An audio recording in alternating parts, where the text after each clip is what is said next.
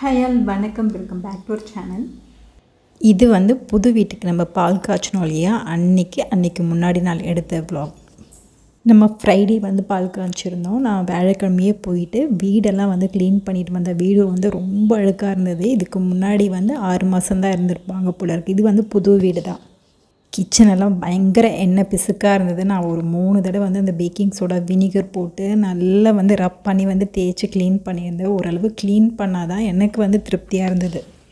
Friday வந்து ஒரு 4 மணிக்கு எழுஞ்சி எங்கள் வீட்டில் வந்து குளிச்சுட்டு இங்கே கிளம்பி வந்துட்டு கேஸ் ஸ்டவ்வெல்லாம் வந்து செட் பண்ணி வச்சுட்டு அதுக்கப்புறம் வந்து பூஜைக்கான மற்ற ப்ரிப்ரேஷனெல்லாம் நான் பார்க்க ஆரம்பிச்சிட்டேன்.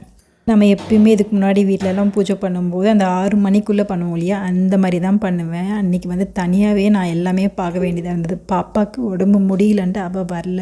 நானும் ஹஸ்பண்ட் மட்டும் வந்திருந்தோம். 2 பேரும் சேர்ந்து கொஞ்சம் எல்லாத்தையுமே டக்குன்னு செஞ்சுட்டு பால் காய்ச்சறதுக்கு கொஞ்சம் லேட் ஆகிடுச்சு.